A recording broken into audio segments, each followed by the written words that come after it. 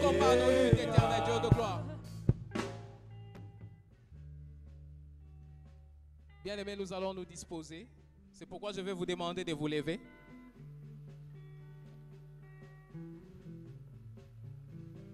Au moment où nous invitons Papa pour venir nous partager la parole de Dieu, nous acclamons le Seigneur. Acclamons le Seigneur.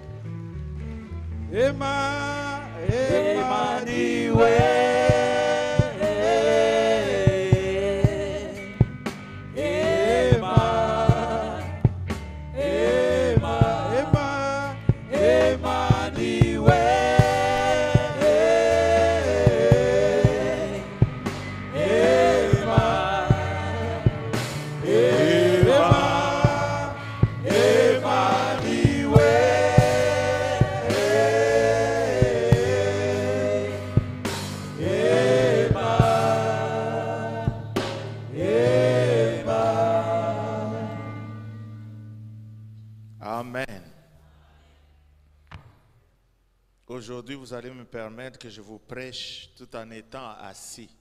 Hein? Il y a des moments où on sent la fatigue et tout ça, mais aujourd'hui, je préfère vous prêcher tout en étant assis. C'est une bonne position aussi, lorsqu'on partage. Amen. Je vous salue tous dans le nom glorieux de notre Seigneur Jésus-Christ. Amen.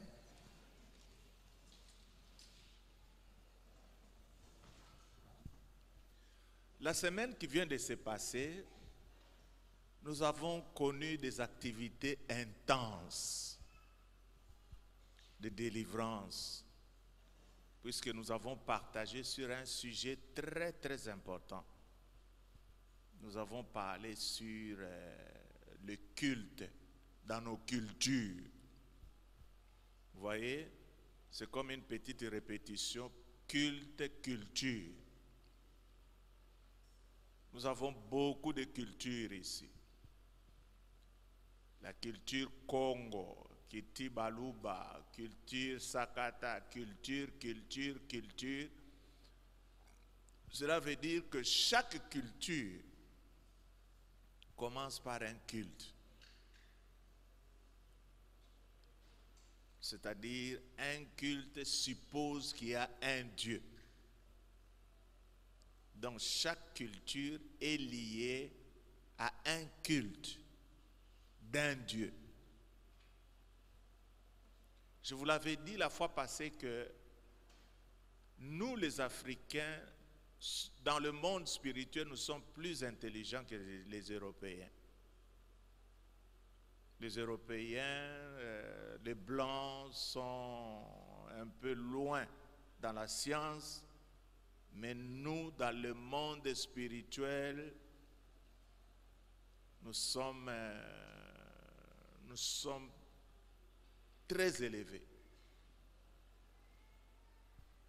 Et lorsque vous étudiez la culture africaine, vous allez trouver qu'il y a des choses très compliquées. Les Africains savent contrôler la vie des membres de leur clan. Pourquoi? Il y a tellement beaucoup d'histoires dans nos cultures qu'il y a certains même que nous ne parvenons pas à expliquer quand nous sommes à l'église. Comment quelqu'un qui a Jésus-Christ, mais comment cette personne retrouve toujours des problèmes, des blocages et tout ça. Alors ça nous remet à dire, à partir de la parole de Dieu qui nous dit que vous connaîtrez la vérité et c'est la vérité qui va nous affranchir. Donc nous avons beaucoup de choses que nous devons comprendre et savoir sur nos cultures. Alors nous avons connu beaucoup de cas de délivrance. Des gens qui sont liés dans des alliances faites par leurs arrière-grands-pères, les ancêtres qu'ils ont contractés avec ces dieux. Et nous, dans notre génération, nous sommes de ceux-là qui sont en train de payer sur des choses que nous n'avons pas fait. Cela veut dire que nos aïeux, ils avaient l'habitude, lorsqu'ils voulaient avoir une protection divine, ils allaient se confier à certains dieux. Et lorsque vous vous confiez à ces dieux-là, vous entrez en alliance avec eux. Et ils vous promettent ce qu'ils doivent faire pour vous. Et vous donnez ce qu'il faut. L'homme africain, c'est quelqu'un qui aime le pouvoir. Et il est capable de donner n'importe quoi pour ce pouvoir-là. C'est pourquoi dans les temps, ceux qui vivaient dans la forêt, ils avaient des choses qu'ils voulaient que ces dieux-là puissent leur donner. Dans la forêt, on avait besoin de chasseurs. Alors, vos grands-pères, ce sont des gens qui voulaient être de très bons chasseurs. Ils allaient se confier à ces dieux-là pour qu'ils puissent leur donner le pouvoir de bien chasser. Alors souvent, qu'est-ce qui s'est passé?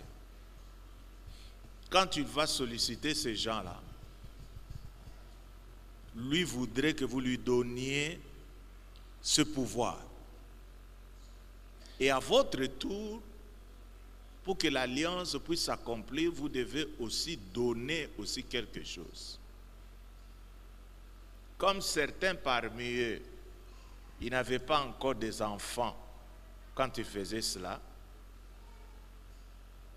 ils ont carrément dit, bon, donnez-moi cette puissance et puis je vous laisse toute ma progéniture. Et aujourd'hui, vous vous trouvez parmi nous, mais vous oubliez que vous avez été livré par ces gens-là.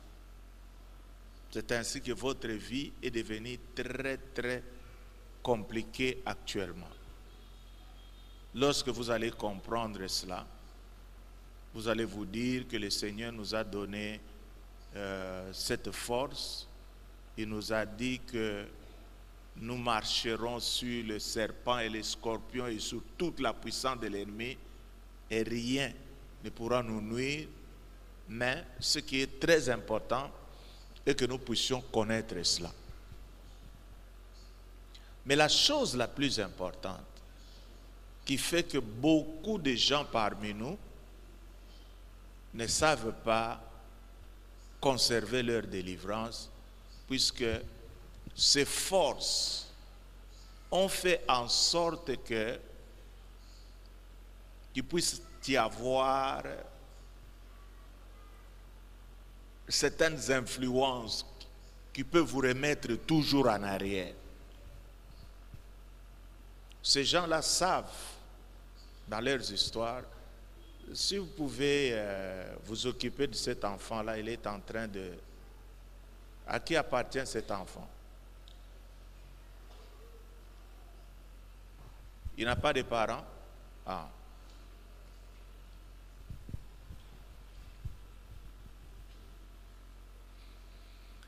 Alors ces gens-là, dans leur mystique, ils savent qu'un jour vous pouvez rencontrer les hommes de Dieu qui peuvent vous prêcher la parole de Dieu. Ils savent que si vous donnez votre vie à Jésus-Christ, vous serez délivrés. Mais ils savent aussi quelque chose, que un enfant de Dieu, s'il n'est pas consacré complètement à Jésus-Christ, il aura aussi des problèmes. C'est pourquoi, qu'est-ce que vous remarquez? Qu'ils ont mis en nous cet esprit de fornication. Vous savez, la Bible nous dit que lorsque nous chassons les démons s'en vont. mais ils rentrent pour voir de là où on les avait fait sortir si l'endroit est encore libre pour qu'ils reviennent. Et lorsqu'ils reviennent avec 7 autres démons plus forts que le premier.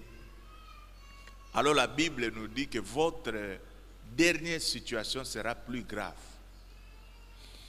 Alors c'est pourquoi je me suis posé la question. Je me suis dit, quand nous prions pour des gens pour qu'ils soient délivrés, est-ce que nous sommes en train de leur rendre un bon service ou encore nous leur faisons du mal? Puisque la manière dont les délivrances se déroulent ici à Kinshasa, nous pouvons nous dire que vraiment nous sommes en train de rendre un mauvais service aux gens. Pourquoi? C'est puisque nous ne les préparons pas. Normalement, lorsque quelqu'un reçoit une délivrance, et si cette personne n'est pas bien préparée, c'est-à-dire cette personne peut se retrouver dans des conditions qui permettront à ces démons de rentrer. Si la personne avait 3 démons, avant que vous ne priez pour elle, et maintenant, si vous priez pour la personne et que cette personne ne s'est pas bien conservée, qu'est-ce qui va arriver? La personne aura 21 démons après la délivrance, puisqu'il n'a pas pu observer. Alors dans ces cas-là, je vous pose la question. Quel sera son cas? Est-ce que nous lui avons rendu un bon témoignage, un bon service, ou bien nous avons détruit la personne? C'est à cela que j'avais pensé.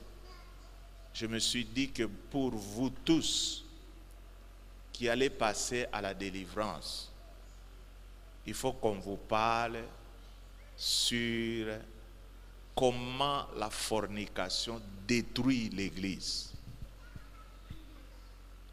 Aujourd'hui, nous sommes habitués à voir des églises avec beaucoup de membres. Mais le Seigneur nous dit que la fornication est en train de battre son plein à l'Église.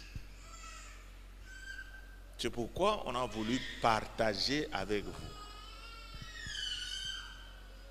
Puisque nous pouvons prier pour vous.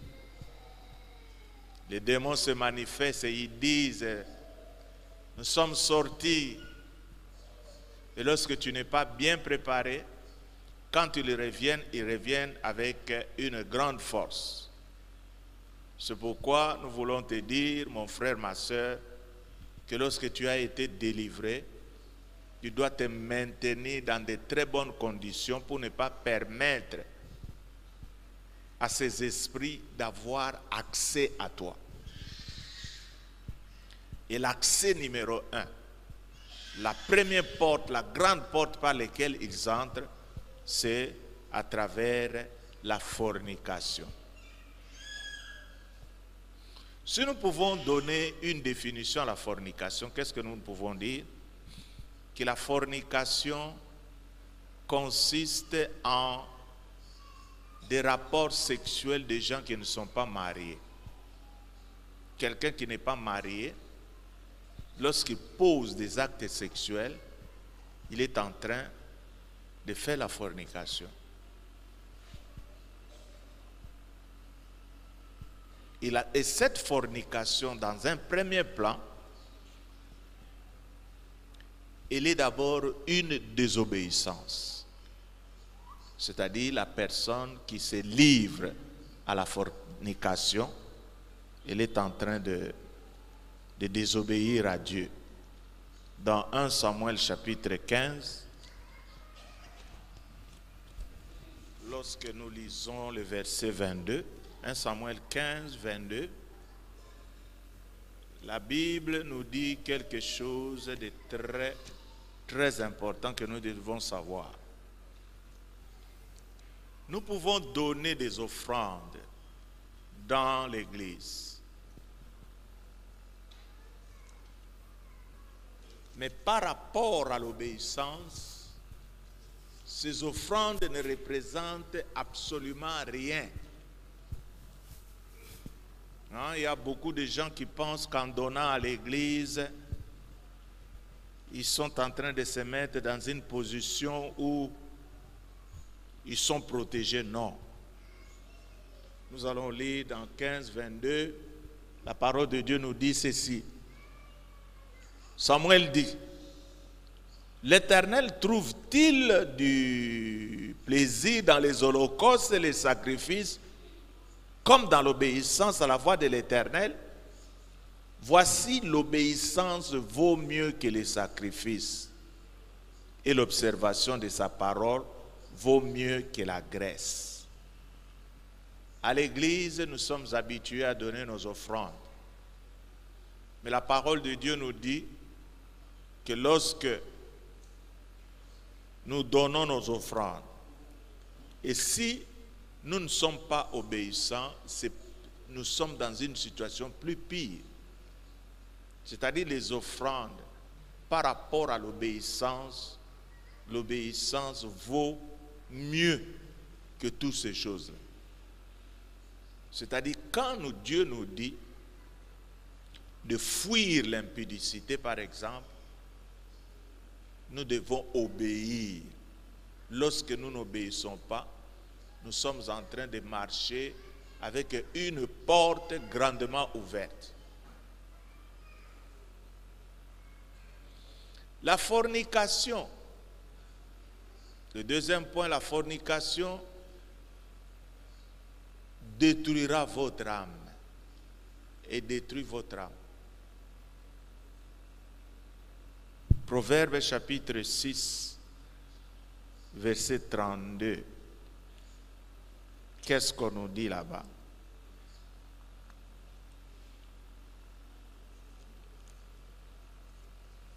On nous dit ceci. Mais celui qui commet un adultère avec une femme est dépourvu de sens. Celui qui veut se perdre agit de la sorte. L'adultère pousse les gens à se perdre. Elle détruit l'âme d'une personne.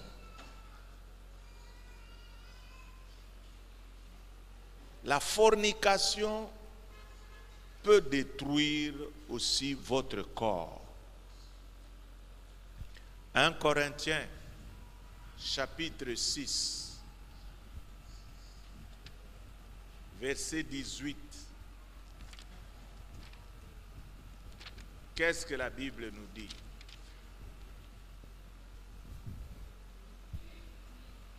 Enlevez-moi un peu le ventilateur qui est derrière moi, il me dérange un peu. Vous orientez ça dans un autre sens. Il est en train de déranger mes papiers ici. 1 Corinthiens chapitre 6, le verset 18. Qu'est-ce qu'il nous dit? Fuyez l'impudicité. Je me demande, fuir c'est quoi? C'est faire quoi? Hein? Quand on dit que fuyez, c'est-à-dire il y a un grand danger. Quand la Bible nous dit que nous devons fuir l'impudicité, eh bien, il y a de quoi respecter cette parole. Fuyez l'impudicité. Quelque autre péché qu'un homme commette, ce péché est hors du corps. Mais celui qui se livre à l'impudicité pêche contre son propre corps. Vous savez que dans ce monde, il y a plusieurs péchés. Mais la Bible nous dit que tous ces péchés se font hors du corps. Mentir, c'est hors du corps. Voler, en dehors du corps. Mais celui qui commet l'acte d'impudicité, il est en train de pécher contre son propre corps. C'est pour vous dire que tout celui qui commet un acte d'impudicité, il a un cachet sur son visage. C'est pourquoi même lorsque nous qui prions pour chasser les esprits impurs, lorsque nous nous retrouvons dans un cas où parmi nous, il y a des gens qui ne se sont pas bien comportés, des gens qui ne craignent pas Dieu. Si quelqu'un parmi nous ne s'était pas préparé, vous allez voir ce qui va arriver. Lorsque la personne va dire, au nom de Jésus-Christ, j'invoque le feu du Saint-Esprit qui vous brûle, vous verrez ces démons-là réagir. Qui es-tu?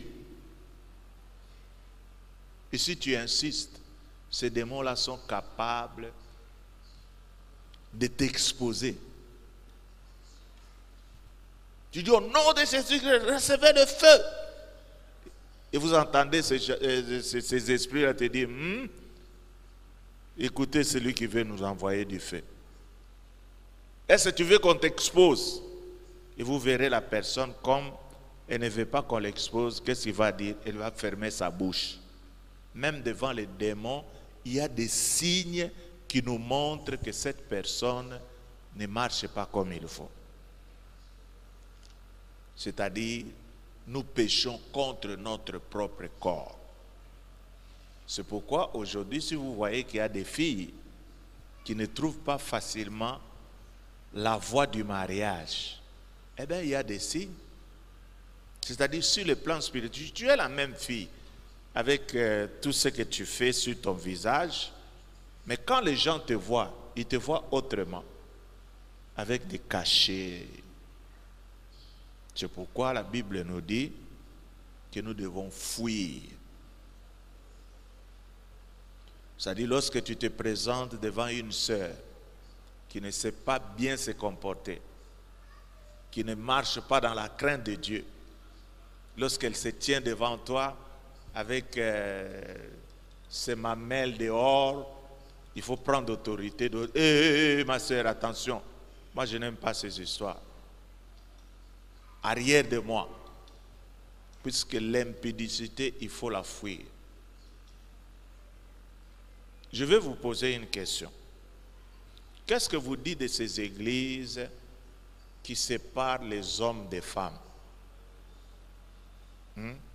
Ici, chez vous, vous vous asseyez pêle-mêle. Mais dans beaucoup d'autres églises, cette rangée, c'est pour les femmes et l'autre rangée, c'est pour les hommes. Comment est-ce que vous trouvez ça? Comment est-ce que vous pouvez interpréter ça? Dans notre interprétation, nous, on se disait, on ne sait pas ce qu'ils recherchent, pourquoi cette distinction? Mais eux, s'ils font ça, pourquoi? C'est puisqu'ils savent que les femmes ont un pouvoir de séduction. C'est pourquoi il ne faut pas les mettre ensemble avec les hommes. Et souvent, nous qui vous mettons comme ça pêle-mêle, vous savez qu'il y a des gens qui ne savent pas nous suivre, puisqu'ils sont toujours distraits par ces créatures merveilleuses que les membres du protocole ont mis à côté d'eux. Et il y en a parmi eux qui ne savent pas s'habiller. Ils peuvent venir à l'église avec un cinglet. Et vous vous imaginez, lorsque je suis en train de prêcher, et toi tu es à côté d'une sœur en cinglet. Quand elle va élever ses mains pour glorifier son soi-disant Dieu,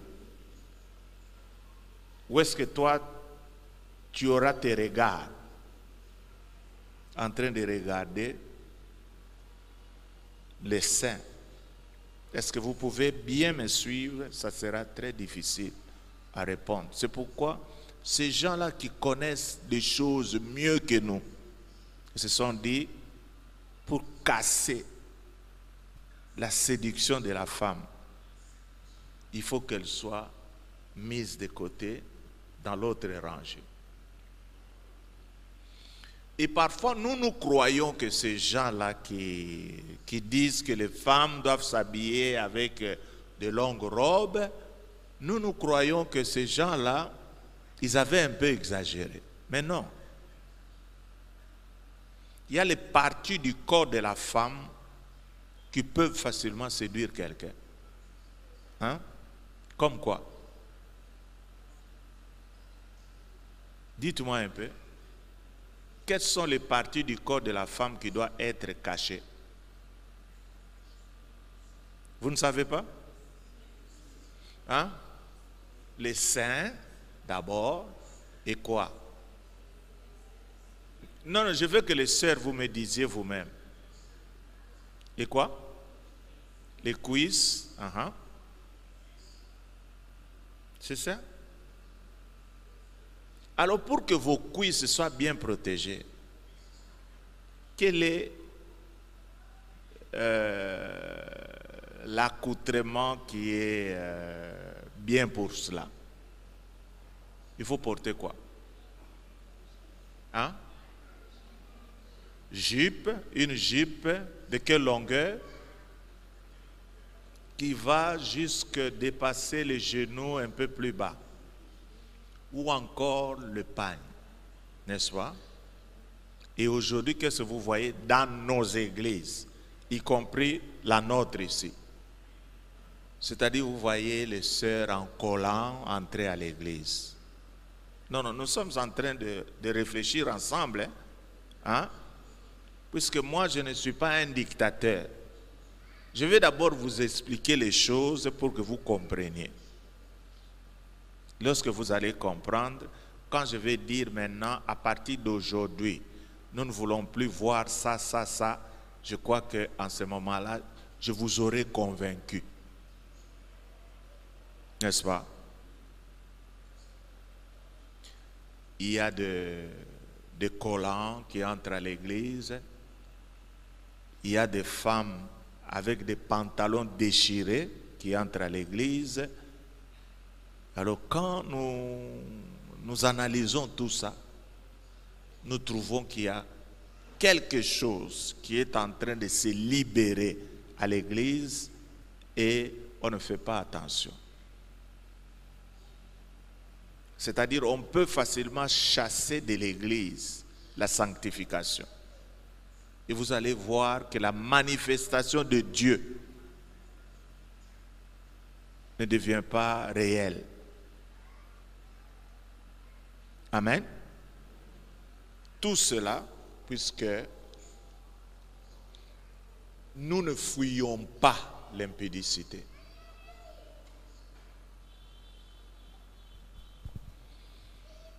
Souvent nous nous disons, oh, église en balata, kabajip milaï. On est en train, il y a beaucoup de choses qui se disent là. C'est l'homme qui est en train de vous faire quoi? Il est en train de vous dominer. Vous n'avez pas la facilité de vous exprimer vous-même. Fuir l'impudicité.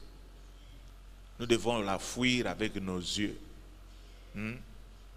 Et aujourd'hui, quand nous voyons dans la musique chrétienne, lorsque quelqu'un fait faire un clip, qu'est-ce qui se passe?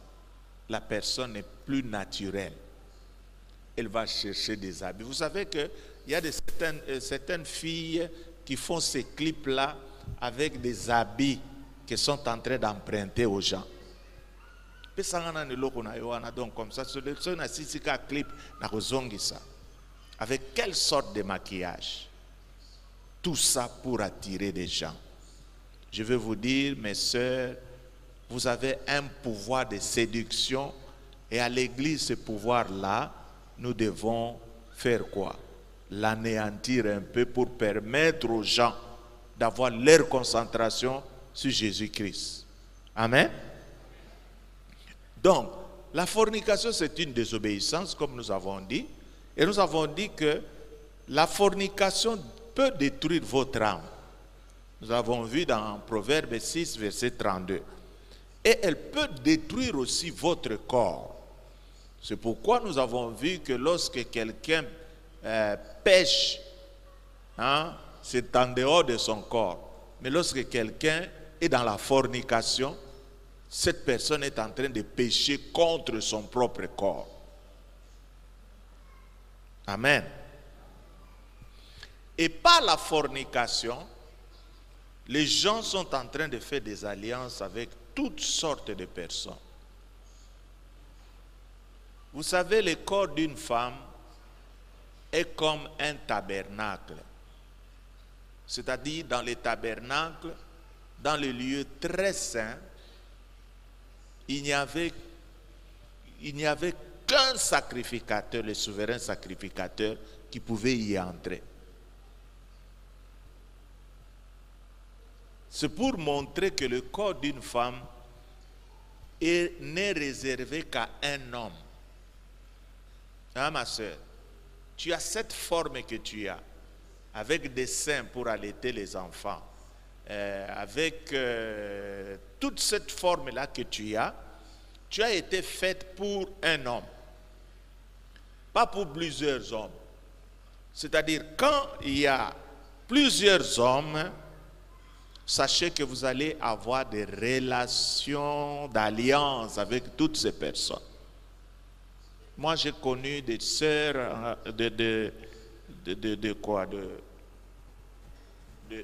sœurs qui étaient très jolies, mais qui tout d'un coup, vous le voyez, la beauté s'est évanouie. Et vous vous posez la question, mais cette sœur était très jolie, mais comment elle est devenue comme ça? Dans des alliances que tu es en train de faire avec des garçons, on va te voler ton intelligence, on va te voler ta beauté, on va te voler ton étoile, on va te voler beaucoup de choses. Et c'est pourquoi lorsque vous voyez les jeunes sœurs, surtout celles-là, qui ont été déviergées par des gens irresponsables, leur vie est complètement détruite. Vous savez que lorsque une femme a des relations sexuelles pour la première fois, il y a un phénomène qui se passe. Hein? Maman, je te suis de l'œil, tu es en train de dormir, sinon je vais te mettre debout. Il y a un phénomène qui se passe. Il y a la déchirure d'une membrane qu'on appelle hymen. Et lorsque cette membrane se déchire, qu'est-ce qui va arriver? Il y aura du sang qui va couler. Je crois que dans les jours qui vont venir, je vais vous parler sur le mystère du sang. Et n'oubliez pas que nous, notre alliance avec Jésus-Christ a été faite sur base du sang. Hein? Je vais vous dire, ne blaguez pas avec le sang. C'est pourquoi même vous, qui avez l'habitude de vous faire examiner, ne donnez pas votre sang à n'importe qui. Puisque moi, je connais certaines personnes qui invitent certains infirmiers, venez chez moi, il y a des abisso makila comme ça, tu vas aller voir pour nous dire le reste. Non, non, non. Et d'ailleurs, moi, je ne me fais jamais soigner dans n'importe quel dispensaire. Moi, si je veux faire mes examens, je dois les faire dans un hôpital ou un dispensaire qui est, selon moi, un dispensaire propre. Beaucoup de gens, lorsque vous avez l'habitude de donner votre sang, c'est pourquoi je voudrais aussi donner un conseil à nos jeunes sœurs. Vous savez, vos bandes hygiéniques, hein, il ne faut pas les jeter dans les lieux publics. Il y a beaucoup de gens, lorsque vous allez dans les dépotoirs, là, vous allez voir de quoi? Comment est-ce qu'on appelle ces histoires-là jetées comme ça? Est-ce que vous savez que les sorciers travaillent aussi avec les chiens? Ces chiens-là que vous voyez en train de chercher des histoires dans les dépotoirs. Si vous vivez avec vos frères, il ne faut pas que vos frères aient l'habitude de le voir. Hein? Puisqu'il y en a qui doivent apprendre beaucoup de choses. Vous voyez certaines personnes, ils les lavent alors que c'est à usage, quelle sorte d'usage? Multiple ou encore, lorsque vous l'utilisez, vous le jetez. Mais il faut savoir où jeter ça. Il ne faut pas que vos jeunes frères qui sont là voient ça. Ça va? Puisque le sang, un jour je vais vous parler sur le sang, vous verrez que le sang c'est quelque chose de très très important. Lorsqu'on a des relations sexuelles pour la première fois, l'hymen est déchiré et le sang est versé.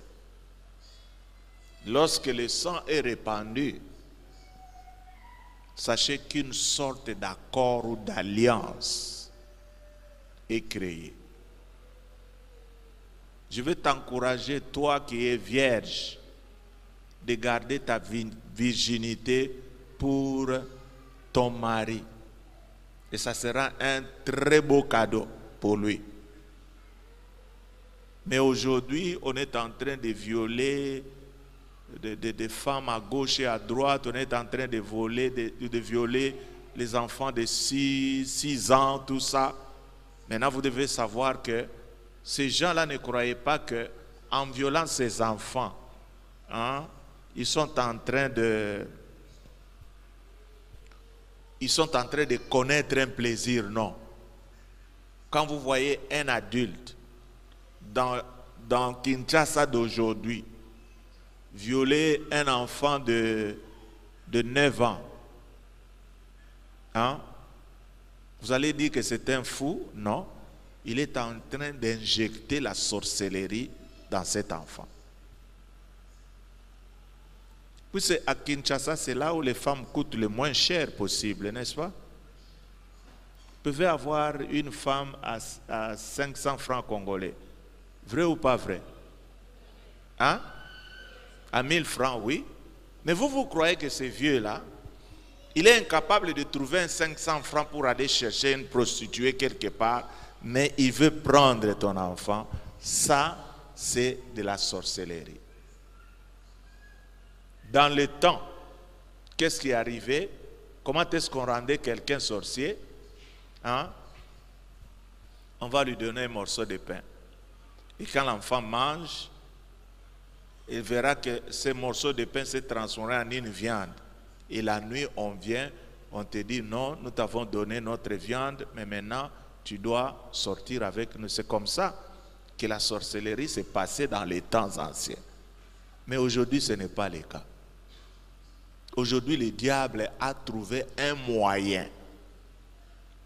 Il a ensorcelé beaucoup de jeunes sœurs aujourd'hui. Vous voyez les petites que vous appelez les Oujana, hein? Il ne faut pas blaguer, hein? Ce sont des sorcières. Aujourd'hui, la sorcellerie, on l'acquiert par relation sexuelle. Si vous ne le savez pas. La Bible dit que lorsque vous rassemblez dans une relation sexuelle, vous devenez une seule chair. Hein? Si vous couchez avec un sorcier, c'est-à-dire c'est fort possible que vous deveniez aussi un sorcier. C'est pourquoi je veux dire aux frères, il y a beaucoup de frères dans nos quartiers, ils aiment, ils ont donné des surnoms à beaucoup d'autres sœurs là dans les quartiers.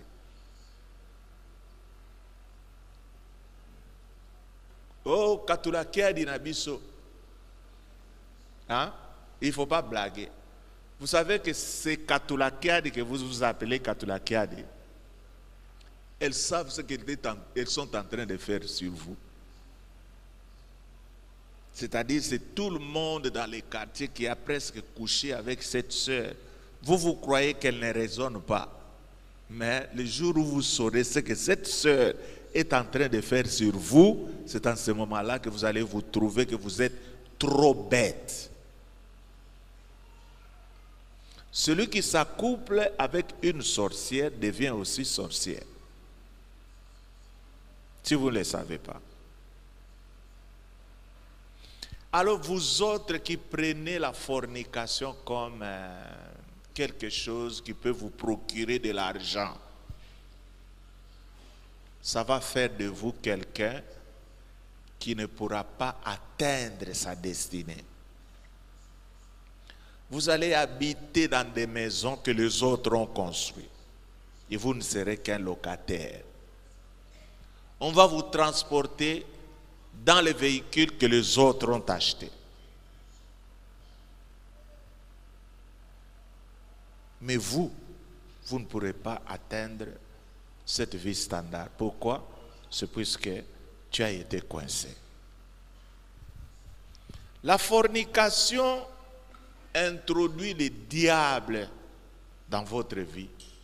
C'est-à-dire les diables et ces démons sont là en train de se promener, mais parfois c'est nous qui les invitons. Venez, occupez ma vie, marchez avec nous.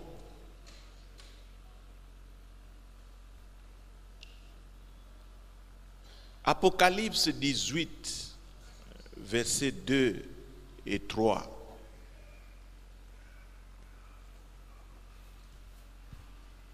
Le diable, parfois, il ne faut pas l'accuser de tous les maux. Il y a beaucoup de gens, c'est vous qui cherchez tous ces maux. Le diable est en train de se promener, mais vous le provoquez. Le diable est en train de se promener avec ses histoires, vous voulez. Il cria d'une voix forte, disant, elle est tombée, Babylone la grande.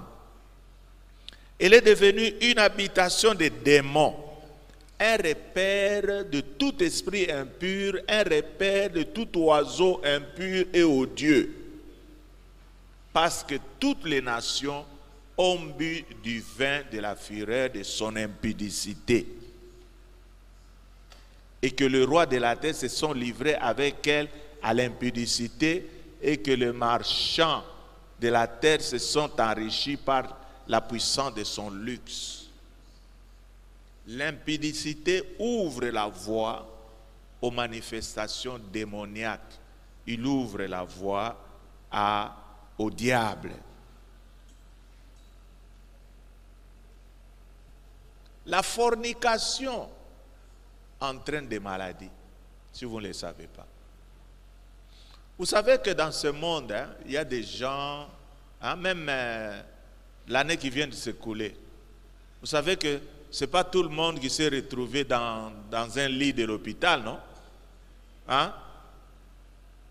Moi, j'ai toujours dit à Dieu, Seigneur, je sais que je peux attraper la malaria. Je peux avoir le rhume. Je peux avoir le maux de tête. Je peux avoir quoi encore? Les petites maladies routinières, là. Mais je ne veux pas qu'un jour, qu'un communiqué vienne ici à l'église disant, l'église, nous allons prier pour le pasteur, son état de santé. Et vous allez voir même le modérateur en parlant de ce cas, il va afficher un air là de tristesse. J'étais hier chez le pasteur, j'ai vu que l'état de santé du pasteur est en train de s'empirer. Moi, je n'aime pas ça.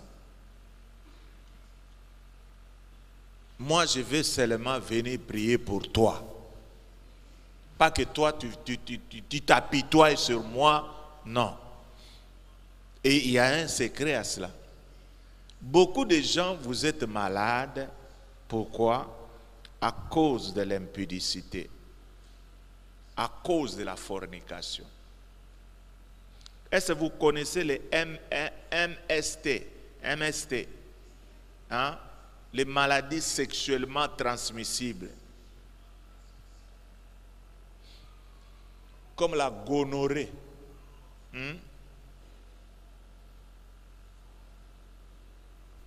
comme la syphilis,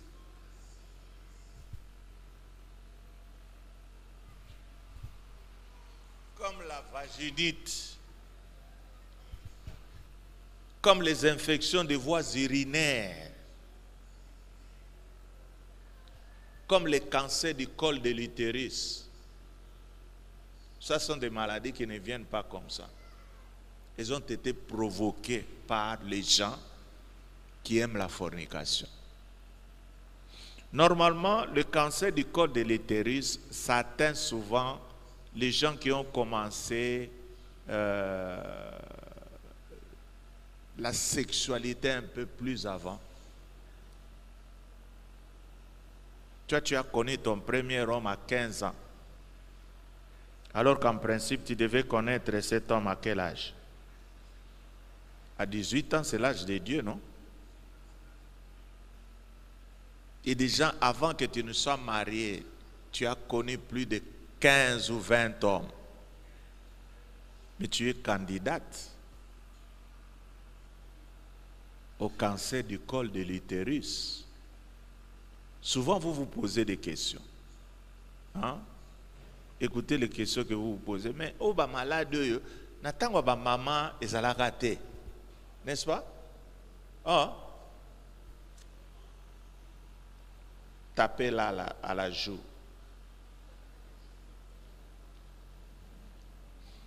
Oh, ma soeur, hein, toi, mets-toi debout. Debout. Mais maintenant, dis au sommeil maintenant de t'emporter. Nous allons voir si tu dois fermer les yeux. Tu vas me suivre debout jusqu'à la fin de mon message. Et souvent, les gens se posent beaucoup de questions.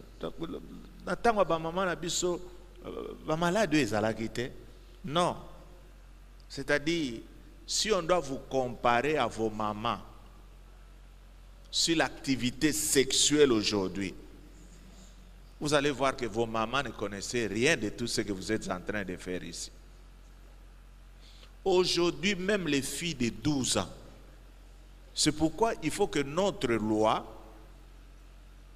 hein, comme ils l'ont fait on est en train de faire une loi en Europe où on doit rabaisser l'âge de la sexualité de l'enfant jusqu'à 12 ans. C'est-à-dire, une fille de 12 ans, elle peut avoir des relations sexuelles si elle consent. Est-ce que vous entendez ça? Si c'est elle qui veut ça. Mais ici, chez nous, lorsqu'on vous attrape avec une oudjana, qu'est-ce qui va arriver? Qui est-ce qu'on va arrêter? Hein? On va arrêter l'homme. Est-ce que c'est juste? Ce n'est pas juste. Puisqu'on n'a pas pris cet enfant de force. C'est elle qui consent. C'est ça. Donc, lorsque nous nous entraînons dans la fornication, il y a toutes sortes de maladies qui vont se manifester. Vous savez que même ici à la chapelle de la Victoire, je suis sûr qu'il y a des gens qui ont des infections, hein, qui n'ont pas pu anéantir. Ils prennent des produits et ces produits ne foutent absolument rien. Mais puisque ce sont des aspects un peu cachés, ils ne veulent pas que leur passé puisse savoir ça. Et je vous dis qu'il y a des sœurs qui ont la chance d'avoir des fiancés, mais qui chassent les fiancés elles-mêmes. Vous savez pourquoi? Elle a peur. Elle se dit, si cet homme m'épouse, avec ces microbes que j'ai, ça sera un grand problème. Il faut fuir quand il y a encore du temps. Elle va se dire, elle va créer une situation.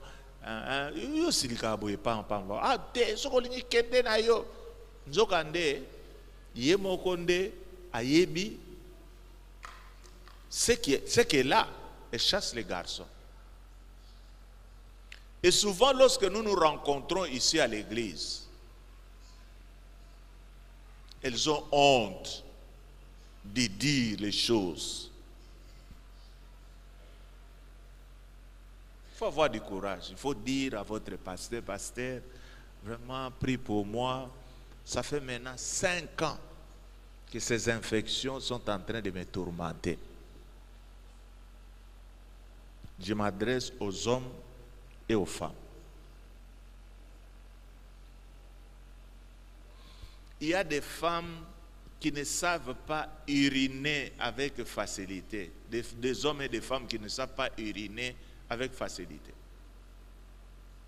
S'il entre dans la toilette, vous allez l'entendre en train de... Aïe, donc c'est chaud.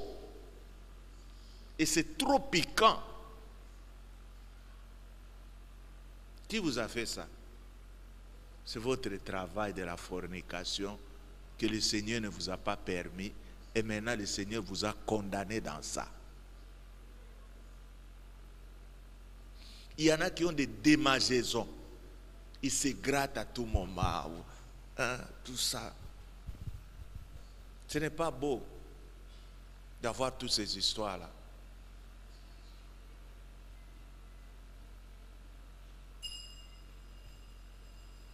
Donc, il faut garder ton appareil génital d'une manière parfaite. Hein? Puisque ça fait partie de très bonnes choses que le Seigneur vous a données. La fornication peut entraîner la mort. Vous connaissez le sida? Hein? Hein? Hein? C'est-à-dire, vous avez le sida lorsque vous mangez de mauvais habits, de mauvaises choses, c'est ça? Le sida vient pas des rapports sexuels. Ne croyez pas que vous êtes en sécurité, vous qui vous trouvez ici à l'église. Je vais vous dire une chose. Hein. Il y avait un ami qui m'avait dit ceci. Un jour, les gens de la banque du sang étaient venus à l'église. Ils voulaient que les frères en Christ puissent donner leur sang. On dit que le sang, c'est la vie. Et on a pris du sang de beaucoup de gens ici à l'église, hommes et femmes. Vous savez que ce sang, lorsqu'on veut le mettre dans les banques de sang, qu'est-ce qu'on va faire pour qu'il soit accepté dans une banque du sang? On doit faire des tests. On a remarqué que ce sang qui a été recueilli à l'église, qu'il y avait une grande partie qui était infectée par le virus de sida.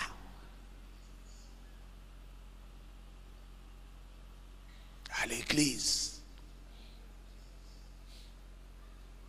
Et puis je vais vous assurer aussi qu'ici à l'église, ici chez nous, il y a un frère qui était musicien ici.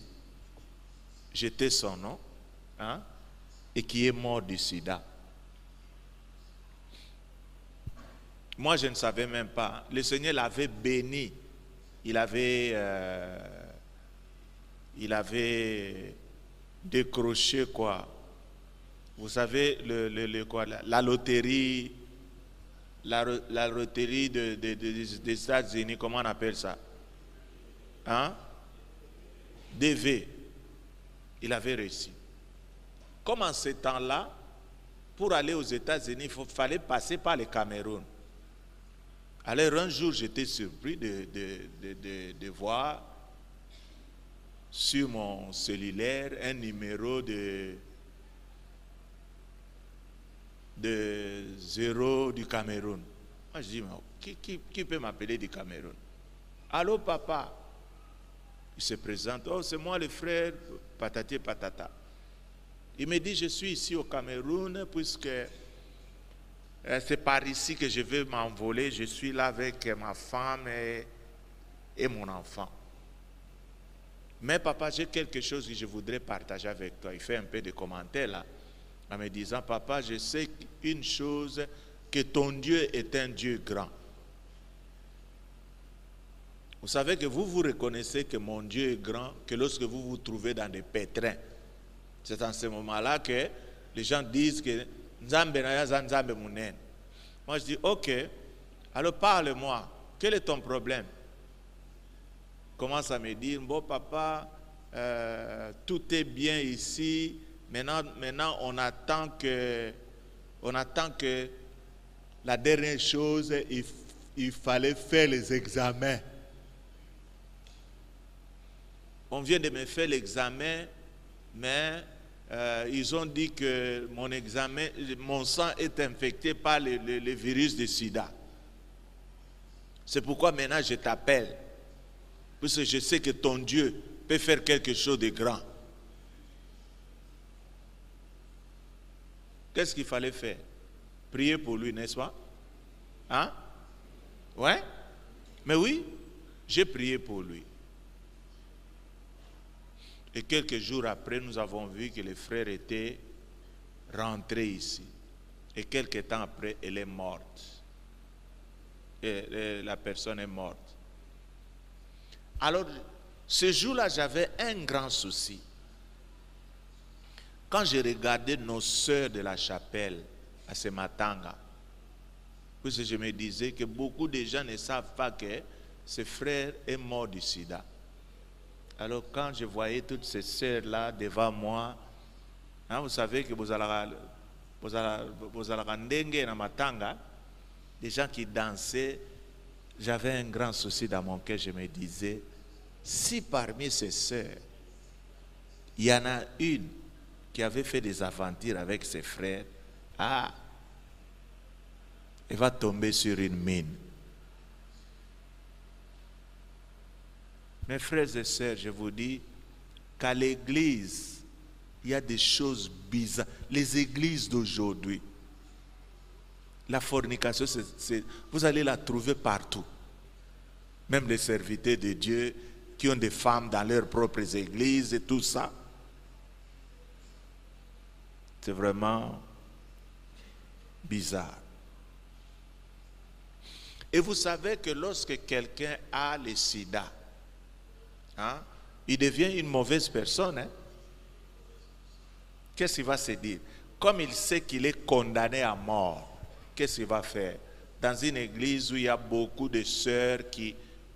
Bilingalinga, qu'est-ce qu'il va faire? Il va faire un dégât. Il va mettre son argent en jeu. Va commencer à distribuer des $100 à gauche et à droite. Elle couche avec toi, elle est en train de s'aimer dans plusieurs femmes. Moi, j'ai déjà assisté au Matanga. Vous voyez beaucoup de femmes là en train de pleurer. Vous croyez qu'ils sont en train de pleurer l'homme qui est là couché? Non, non. Ils sont en train de pleurer leur sort.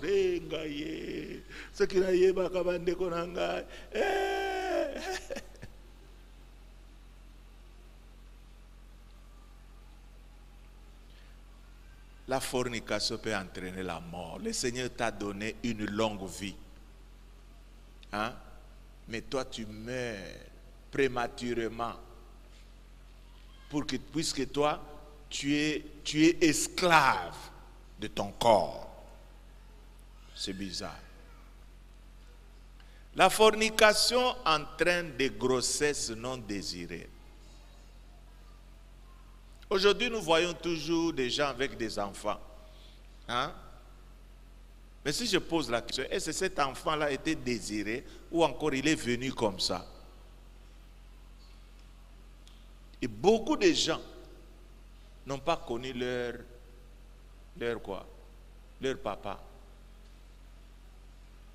Et ça devient un grand problème pour la société. Un enfant qui grandit, qui te pose toujours la question, maman, papa zalaka wapi? Quand il va chez son ami, il voit le père de son ami et la mère de son ami. Quand il vient, maman, wapi papa ko? Alors toi, tu es en train de tromper l'enfant, ou encore tu dis que ton papa est déjà mort.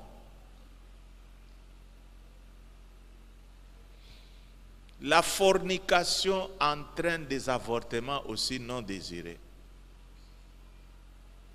Je voudrais prendre un exemple. Lorsque un diacre de l'église a enceinté une sœur ici à l'église, qu'est-ce qui va se passer?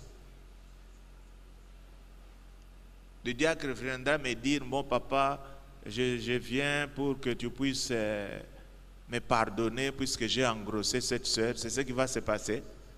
Hein? Qu'est-ce que ce diacre-là va faire? Avec qui va-t-il causer? Il va causer avec qui? En premier lieu, avant qu'il ne voie le pasteur. Hein? Avec qui? Avec cette sœur-là. Dites-moi un peu, imaginez un peu qu'est-ce qu'il va lui dire. Hein? Non, je voudrais que quelqu'un puisse dramatiser en me disant ça. Hein, pour voir si vous êtes en train de suivre ce que je suis en train de dire. Oui, maman.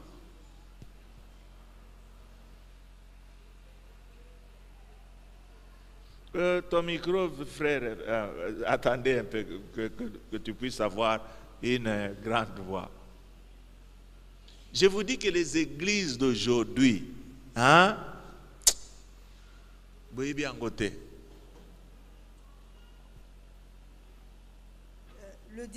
Le diacre peut influencer la sœur par peur d'être... Qu'est-ce qu'il va dire? Je voudrais un peu que tu dramatises ça. Ma sœur, écoute, si l'apôtre apprend que j'ai engrossé, ça sera terrible pour moi. Donc je ne voudrais pas que l'apôtre soit au courant de ça, il faut me cacher. Voilà ce qu'on peut faire. Ou encore, si c'était un frère qui avait un ministère, hein, que quelqu'un aussi dise, un frère qui avait un ministère, qui prie pour les gens, qui fait tomber des gens ici, allez-y, hein, dites-moi un peu. Oh, donc vous n'imaginez pas. C'est...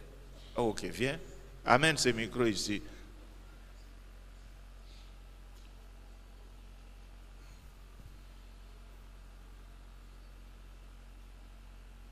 Oui. À supposer que c'était un frère qui avait un grand ministère à l'église, il peut se dire que ce serait une honte à l'église. Si l'église voit tout ce que je fais, après tout ce que je fais, l'église voit ce que je fais par la suite, que j'ai engrossé une sœur et toi-même tu es la sœur soit de l'église, soit de l'extérieur, ce serait une grande honte. Et puis même ceux qui sont supérieurs par toi, tu es en train de nous expliquer. Moi, j'aimerais hein, que vous êtes là en train de parler à cette sœur-là, ma sœur. Oui. Son akanisi ministère dans Arango. Si je vois les ministères que j'ai, avec ce qui nous est arrivé, alors ma sœur, fais quelque chose pour que tu puisses protéger la chose que Dieu m'a donnée. Aide-moi, ma sœur. Nous allons chercher de l'argent et nous allons avorter. Et toi, pour aider ces garçons-là, tu vas accepter. Quand tu acceptes, tu es en train de te mettre devant la mort, n'est-ce pas? Si vous ne confessez pas, hein, Dieu va vous amener un peu plus loin. Vous avez engrossé. En principe, lorsqu'on engrosse, on s'attend à quoi? À ce que l'enfant sorte, non? Mais vous l'avez avorté. Et le Seigneur va encore ajouter une liste. Et cette sœur va mourir. Et on va encore ajouter quelque chose. Tu seras arrêté. Tu vas rester en prison pendant 15 ans. Ta destinée est par terre. Mes frères, craignez les femmes. Hein? Qu'est-ce que j'ai dit? Et fouillez les femmes légères. Yo, Keba, attention, hein? Je ne veux plus te voir ici. Avec autorité, chassez-les. Sinon, si tu es cuit, c'est fini.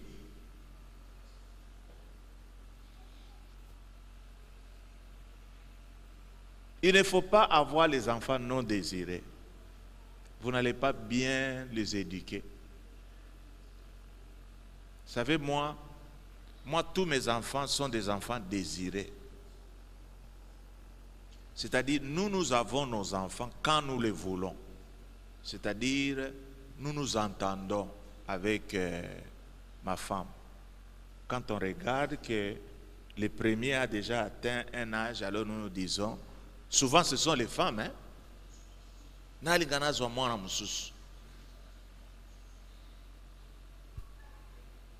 Vous savez, moi ça m'étonne de voir qu'il y a des gens, pour avoir un enfant, ils doivent faire 5 ans. Je me pose des questions, comment? Un enfant, lorsqu'on en a besoin, on l'a en ce moment-là. Il suffit de demander à votre femme, quelle est votre période d'ovulation? C'est fini. Lorsque vous faites cet amour en ce moment-là, eh bien la femme tombe enceinte. C'est pourquoi vous voyez que nous avons des escaliers qui sont un peu réguliers. L'aîné, après quelques années, l'autre, mais les autres, vous ne savez pas faire cet escalier-là, puisqu'il faut qu'on vous apprenne beaucoup de choses. Moi, je connais un couple, hein, ils ont fait 5 ans sans enfant.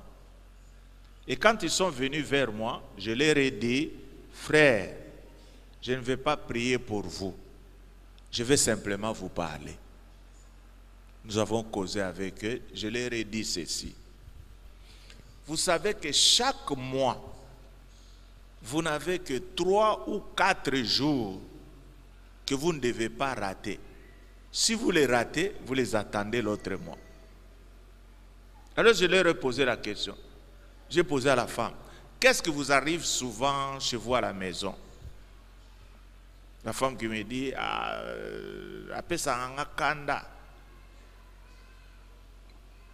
alors quand la femme est fâchée, souvent, il se retrouve, il peut faire même 4 jours. Il ne se parle pas. Et sur les lits, il donne le dos à son mari. Alors j'ai un peu posé la question à cette sœur. Souvent, cette colère-là arrive quand? C'est à ce moment-là que je lui ai mis une puce à l'oreille. Il a dit, ah, c'est souvent pendant la période de quoi? De l'ovulation. Moi je dis, mais vous voyez comment le diable est en train de vous manipuler. Maintenant, chaque fois, lorsque tu es dans cette période, dis à ton mari. Et souvent, qu'est-ce qui arrive? La période de l'ovulation, c'est en ce moment-là que son mari a fait un voyage pour les Bas-Congo. Hein?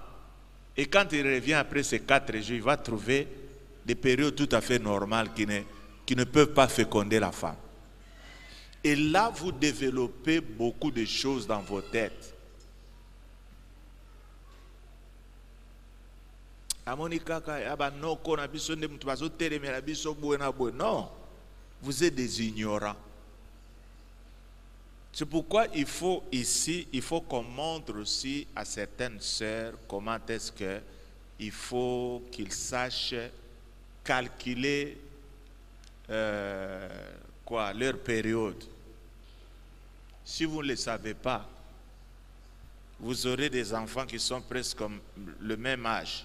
Dans une année, vous avez 2 enfants. Pas de jumeaux. Hein? L'un est né en janvier et l'autre est né en novembre. Même année.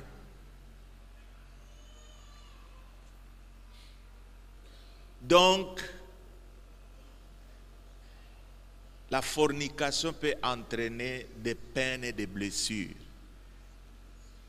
Vous savez l'histoire de Tamar avec Amnon, hein, les enfants de David.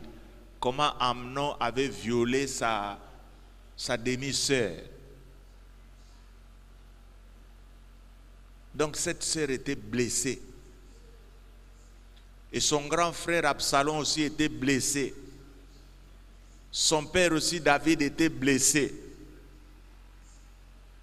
Et entre Tamar lui-même et l'homme qu'il avait violé, eh bien, les relations ont été brisées.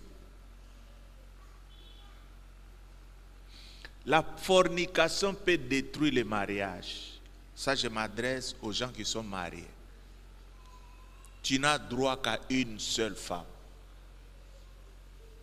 Et vous, les filles aussi, respectez les hommes mariés. Mais ici à Kinshasa, il y a des folles. Elle sait que cet homme est marié. Mais comment? Il y a une expression qu'on dit toujours souvent. Mobalia. Il y a nini? Mobalia moto azalagate, hein? Alors toi tu peux prendre n'importe qui, non.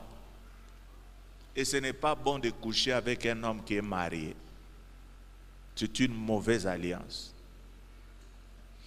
Et si sa femme le sait, eh bien, vous mettez de mauvaises choses dans votre relation maritale. L'homme peut demander pardon. Mais ça sera très difficile pour que la femme oublie cela. La femme va perdre totalement confiance en son homme. Et parfois, lorsque tu parlais, elle te croyait. Mais maintenant que tu lui parles, elle ne veut plus t'entendre. Alongwa, longwa kuna.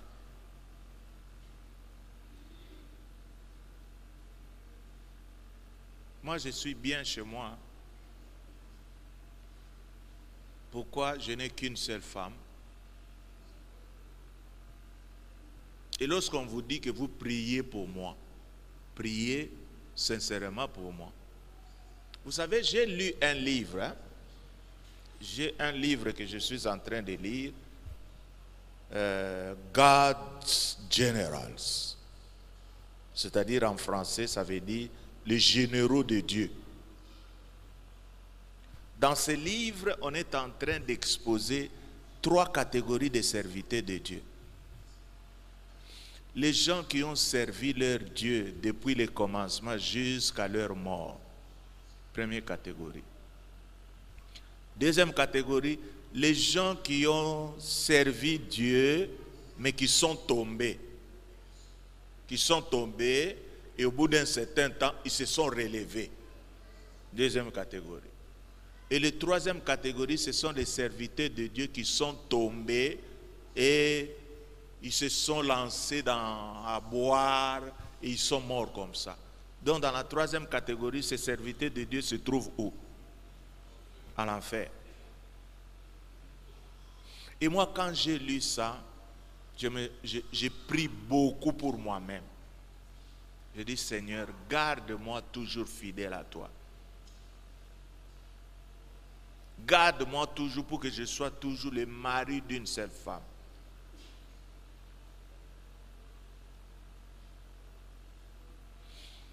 Dans la deuxième catégorie se trouve Kathryn Kuhlman. Hein, vous avez déjà entendu parler de ce nom. Kathryn Kuhlman.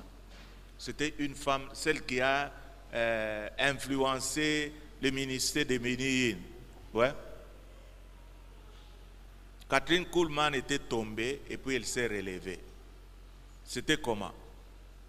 Elle servait Dieu tout en étant célibataire. Et son ministère était très grand, très puissant aux États-Unis d'Amérique. Alors comme elle était célibataire, il y a un évangéliste qui s'est approché d'elle et s'est dit, bon, Kathryn, je voudrais t'épouser. Kathryn l'aimait beaucoup et puis ils ont fait un mariage. Mais qu'est-ce qui était là au juste? Cet évangéliste n'était pas sincère. Il avait trompé à Kathryn Kuhlman. C'était un homme marié qui avait une femme et des enfants. Vous vous imaginez lorsque Kathryn a appris cela, ça l'avait complètement ébranlé. Et surtout dans un monde comme les États-Unis, où il y a les journaux, il y a la télé, donc on a parlé d'elle.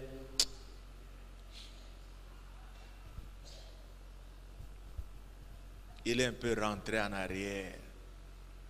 Elle pleurait presque à tout moment. Mais, ce mariage, qu'est-ce qui s'est passé? Hein? Le mariage était rompu. Et pendant que son mariage était rompu, elle a dit à Dieu, Seigneur, je ne me marierai plus. Je vais te servir jusqu'à ma mort. Et le Seigneur lui a donné une onction spéciale. Vous savez, aujourd'hui, faire tomber les gens, c'est n'importe qui peut faire tomber. En ce moment-là, la femme qui faisait tomber les gens, c'était elle, avec cette onction qu'elle avait sur elle. Il suffit que Catherine traverse cette allée. Vous allez voir de ce côté, vous êtes en train de tomber. Il ne vous a même pas touché. C'est comme Jimmy Swaggart. Vous connaissez Jimmy Swaggart? Hein? Jimmy Swaggart est tombé avec sa secrétaire. Mais il est venu pleurer devant son assemblée, devant la télé. Pardonnez-moi. Et comme on l'aimait beaucoup, les gens ont beaucoup prié pour lui. Et aujourd'hui, où est-ce qu'il est? Il est toujours dans les ministères et il continue l'œuvre de Dieu. C'est pourquoi je vais donner un conseil à vous, enfants de Dieu du Congo. Si vous voyez un serviteur de Dieu qui a travaillé pour le Seigneur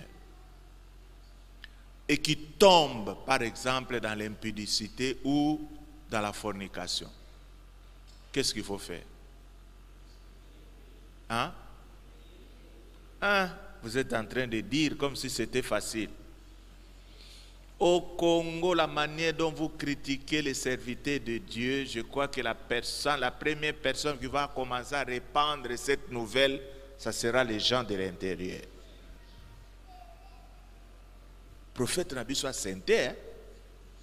Vous voyez, les gens du monde, ils ne savent pas ce qui se passe à l'église.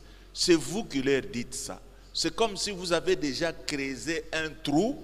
Vous n'attendez que lorsque ce serviteur de Dieu va tomber dans ce trou, et qu'est-ce que vous allez faire?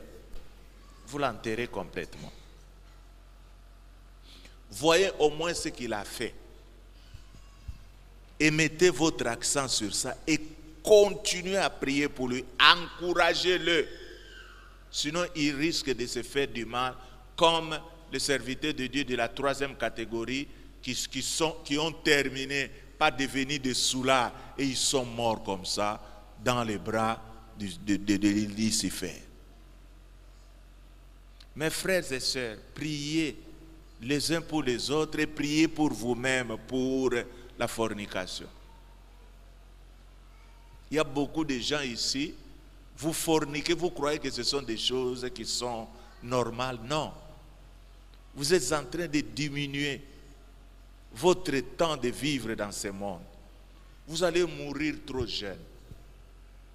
Et je voudrais un peu vous poser la question. Qui sont ceux-là qui aiment la vie? Vous aimez la vie? Vous voulez vivre longtemps? Hein? Hein? Alors prenez soin pour que vous viviez longtemps. Comment vous voulez vivre longtemps et vous empruntez les chemins qui peuvent vous réduire le nombre d'années sur cette terre? À toi, ma sœur, toi qui es vierge, garde ta virginité pour ton mari. Aujourd'hui, dans votre quartier, les gens ne vont pas te comprendre. Si vous trouvez un groupe de sœurs là au coin de votre rue, en train de parler, et vous venez, vous leur dites, est-ce que vous savez que moi je suis vierge? Qu'est-ce qui va arriver? Toutes vont crier. Hé! À ton âge!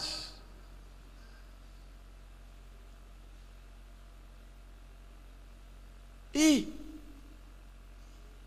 C'est bizarre ça. Est-ce que vous entendez ça? Elles croient qu'elles sont dans une bonne position alors que toi tu es dans la meilleure.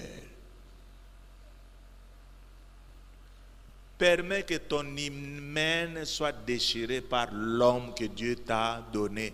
Tu seras béni. Vous savez, moi, je suis en train de vous parler comme votre père spirituel.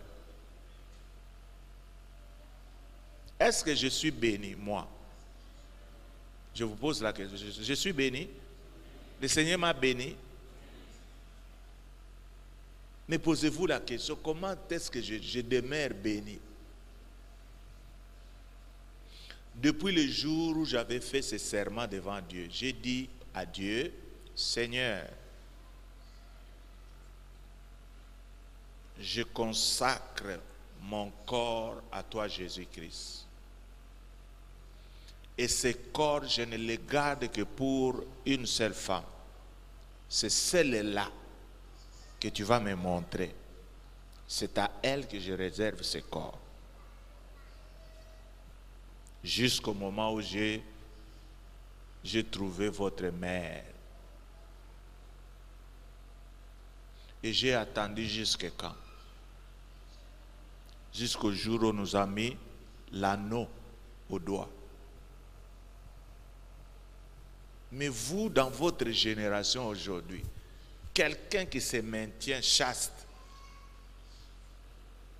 vous allez lui donner beaucoup de surnoms. Et c'est ce qui fait que la plupart des personnes qui font tomber les gens, ce sont des femmes. Vous trouvez un frère qui se conserve. Non, non, l'apôtre nous a dit que nous devons bien nous garder jusqu'au moment où nous allons passer par là. Et vous allez voir la fille en train de faire, je ne sais pas quoi. Oh, toi tu ne m'aimes pas. Oh, si tu as une fiancée de cette sorte-là, chasse-la. Chance de fiancée, ce n'est pas bon. Moi, j'ai attendu ce jour-là. Et le Seigneur nous a bénis par un mariage somptueux. Vous, lorsque vous faites vos mariages, vous sélectionnez quelques personnes. Vous leur donnez des invitations. Mais moi, ce jour-là, tout le monde qui était venu au mariage a mangé. Il n'a pas mangé ce genre de repas que vous vous donnez aux gens dans des petits sachets. Vous mettez des morceaux de chikwang dans des sachets avec des Thompson grillés, vous mettez là-dedans, avec l'aile du poulet, vous mettez là, et vous commencez à dire non, non, non, non, non. Chez nous, self-service. Nous avions des plats à usage génique. Il y avait des pommes de terre, de la viande qui venait directement de Goma. Et les cadeaux. Vous savez que ce même cadeau que nous avons eu à notre mariage, nous les utilisons jusqu'aujourd'hui pour donner à d'autres personnes qui se marient. Les cadeaux que nous donnons aux autres, nous prenons dans nos cadeaux là. On était sérieusement bénis. Ma femme a conçu sans problème. Elle n'a pas connu la césarienne. Elle n'a pas connu l'épisiotomie. Nos enfants sont en train de faire leurs études sans beaucoup trop de problèmes. Ils étudient dans de grandes écoles qui nous demandent beaucoup d'argent, mais aucun jour nous n'avons manqué cet argent-là pour payer les minervales de nos enfants. Pourquoi? Le Seigneur est en train de nous suivre dans notre marche. Si nous marchons avec le Seigneur dans sa crainte, vous allez voir que dans les domaines de bénédiction, vous n'aurez pas de problème. Mais vous priez ici. Vous êtes toujours dans la fornication. La fornication, la chose que Dieu a interdit aux enfants, à ses enfants. Vous savez, je vais vous donner un exemple pour vous dire que la fornication, ce n'est pas pour nous. C'est pour les enfants du diable. Nous, dans cette église, bon, Cette sœur maintenant est en France. Il y avait une sœur qui avait des problèmes pour voyager. À 7 fois, elle ne pouvait pas sortir.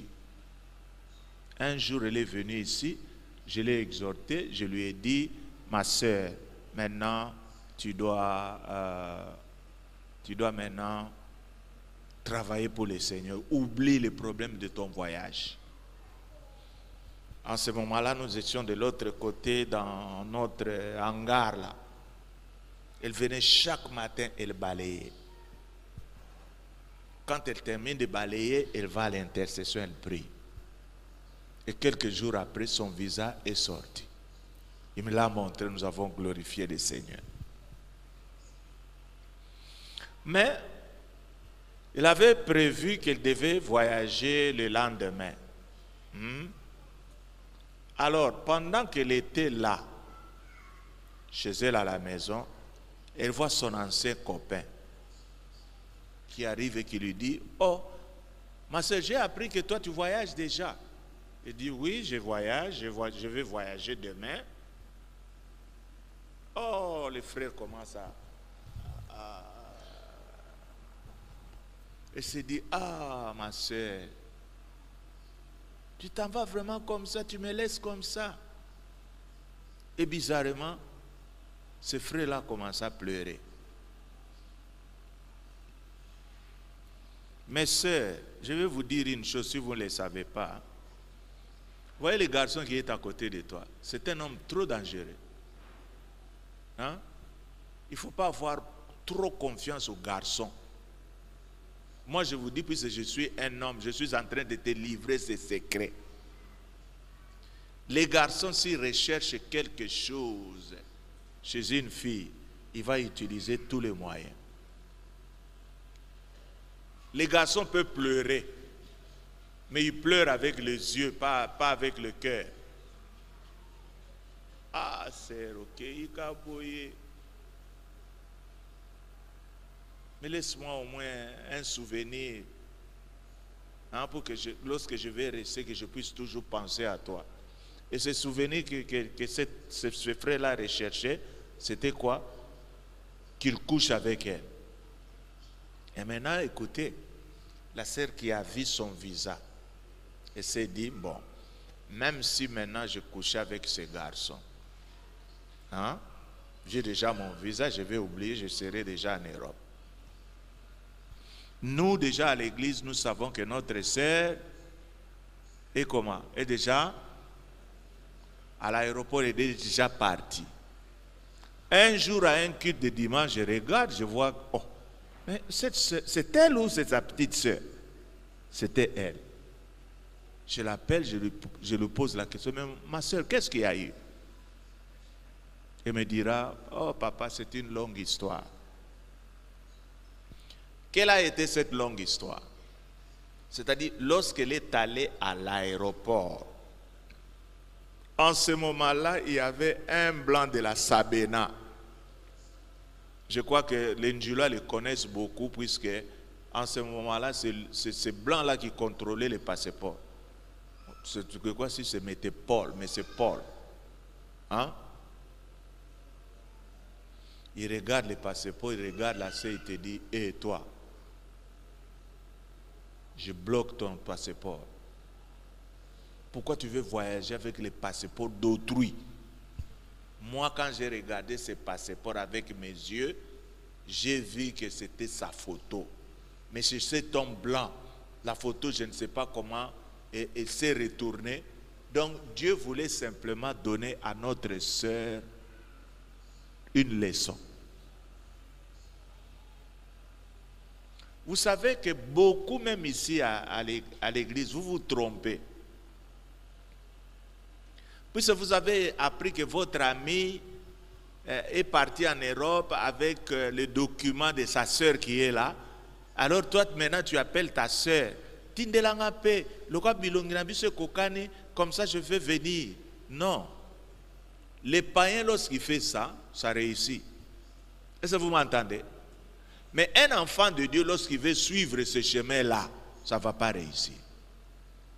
vous allez voir que les païens vont facilement.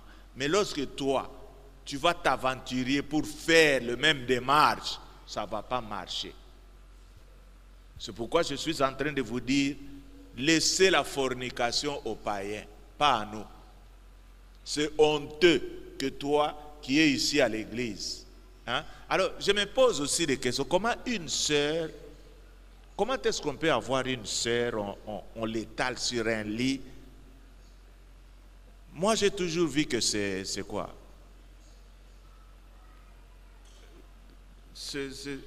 Vous savez que la fornication, c'est quelque chose qui prend un temps. Pour arriver jusque-là, ça peut prendre combien? Une semaine, non? Vous voyez, vous venez. Bon, ça c'était mardi. Mercredi, est-ce que tu peux m'accompagner à Kitambo? Vous acceptez, vous allez là-bas. Bon, est-ce que jeudi tu peux venir me voir ici? Toi tu t'en vas. Ça prend la longueur. Et lorsque tu arrives là, même avant que l'acte ne puisse s'opérer, il y a d'abord quoi? Vous commencez par vous déshabiller. Est-ce que se déshabiller, ça peut aussi prendre du temps? Hein? Hein? Oui. Il y en a qui ont des habits un peu compliqués là. Les soutiens-gorge, il faut qu'on les desserre. Et moi, je vous pose la question.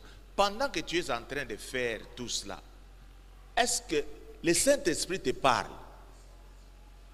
C'est une question que je te pose. Pendant que tu es en train d'enlever ta blouse, tu fais descendre ta jupe, tu fais descendre ton petit caleçon là, tu te mets nu. Je vous pose la question. Le Saint-Esprit te parle-t-il? Ou encore, quand tu sortais de ta maison pour te rendre à Kitambo, savais-tu ce qui allait se passer? C'est ça le problème. Nous tombons, pourquoi? C'est puisque nous aimons ce que nous faisons. Mes frères et sœurs, tu dois commencer par une décision. Si tu prends une décision, tu te dis, Seigneur, à partir d'aujourd'hui, je ne veux plus rentrer dans la vie de la fornication. Permets-moi que je puisse trouver la femme que je vais épouser. Le Seigneur va te montrer cette femme. Et puis si tu le veux, le Seigneur va ouvrir les portes. Il va te donner des moyens pour que cette femme puisse être ta femme. Je vais vous poser la question. J'aimerais que nous terminions par là. Pourquoi l'homme doit-il se marier? L'homme et la femme doivent-ils se marier? Répondez-moi.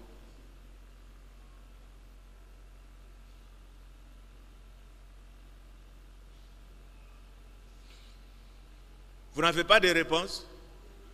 Hein? Si vous avez la réponse, vous levez votre main, je vous vois. Oui, frère. C'est la sœur qui a levé la main. Oui, ma sœur.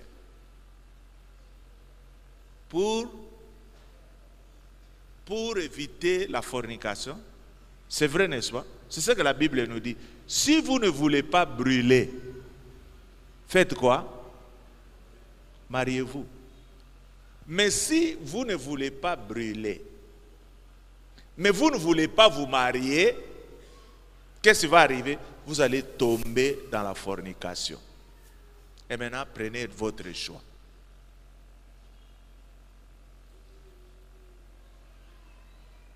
Il y a beaucoup de gens, vous voulez me faire croire que vous êtes plus résistant, mais non. Vous êtes plus résistant que votre Dieu. Votre Dieu qui vous a créé sait que votre corps a des impulsions. Il le sait. C'est pourquoi il dit que celui qui ne veut pas briller fasse quoi? Hein? Qu'il fasse quoi? C'est tout. Lorsque vous êtes poussé d'une manière sexuelle, vous avez votre femme, c'est fini. Vous vous remettez directement dans quoi? Dans l'équilibre psychique. Et lorsque vous allez au travail, vous allez bien travailler. puisque vos nerfs sont très détendus. Mais vous voulez écourter votre vie. Alors faites un choix. Amen. Amen. Amen. Est-ce que j'ai parlé à quelqu'un ici?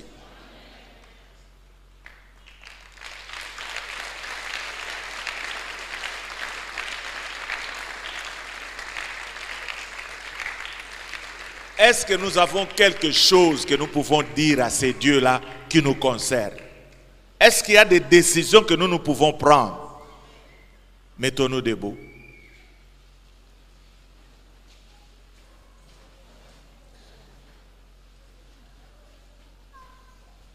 Vous savez que dans nos églises d'aujourd'hui, ce genre de messages, on ne les prêche pas.